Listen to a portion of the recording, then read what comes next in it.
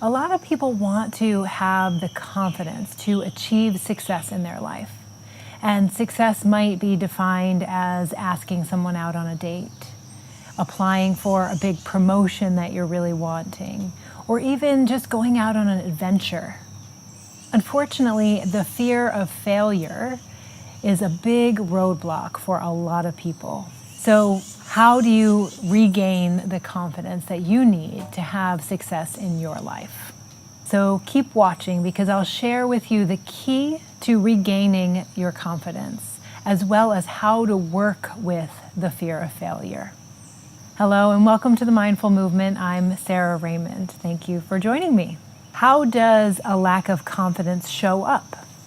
Well, it can show up in a lot of different ways. It might be not speaking up in a relationship. It might be not asking for the promotion that you know you deserve. Perhaps it's staying in a job that you don't love, or prioritizing everyone else's needs above your own. Maybe it's wanting to do something, but not taking the action to do it. That might be quitting smoking, starting exercise, eating more healthfully, could be writing a book, or ending an unhappy relationship. If you can relate to any of these examples, comment below and let us know which one you most relate to.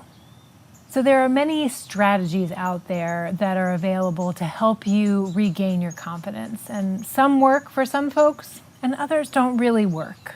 One key strategy that I'd like to go over today that often gets overlooked is changing your beliefs that have suppressed your confidence in the first place. So what do I mean by this? Well, our beliefs are formed at a very young age when we're children, and we don't have access to the same resources and logical thinking that we have as adults.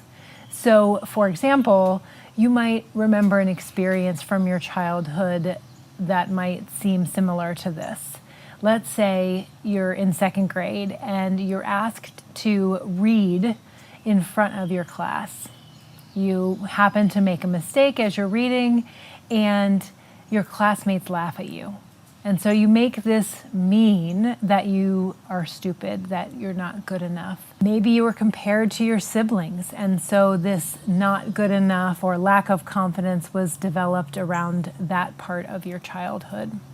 Or a pretty common one, parents get divorced, maybe dad moves out, and so the child thinks that it's their fault. Even though these beliefs were developed in our childhood, they stay with us long into our adulthood.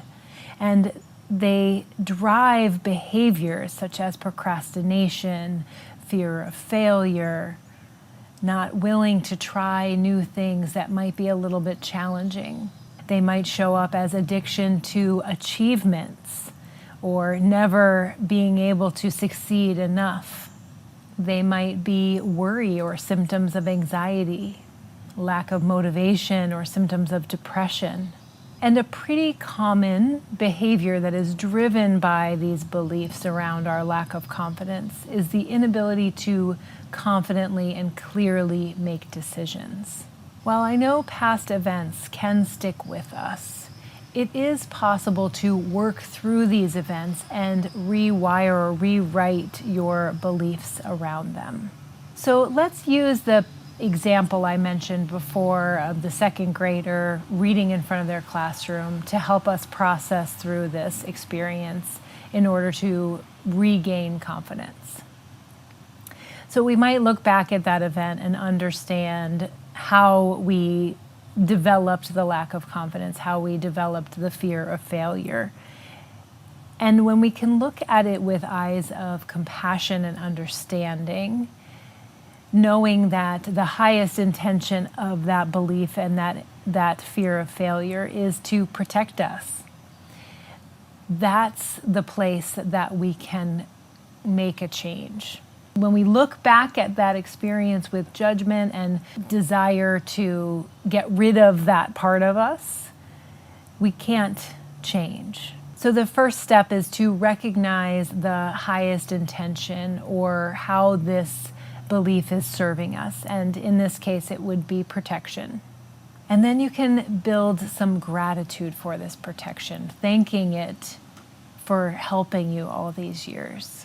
And it's important not to make this behavior, this belief, wrong in any way. By recognizing how it's been serving you, hopefully you can see that it is not wrong. You're not broken. You don't need to be fixed. It's just a natural, biologically appropriate safety strategy. And then the next step is a little bit of a reality check. So you can look for data points that prove that that belief is no longer true. So what could tell you that you do have confidence? What could tell you that you aren't a failure, that you have had some success in your life? And then finally, how can you meet the need in another way? So if the need is to feel safe, to feel like you fit in with your peers, like you are good enough, how can you meet that need in a different way that doesn't involve the fear of failure, that doesn't involve procrastination or any other behaviors that might be driven by this belief?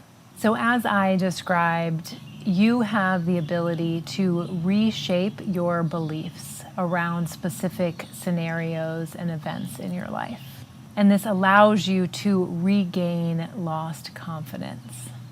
It allows you to work past fear of failure and recognize that what we might label as failures are really opportunities to learn and grow. Sometimes it's hard to get to the bottom of these limiting beliefs, and that's where hypnotherapy and the support of a professional can really be helpful. So I've lined up the next video on your screen to share all of the benefits of using hypnotherapy on your personal journey of growth. So I'll see you in the next video.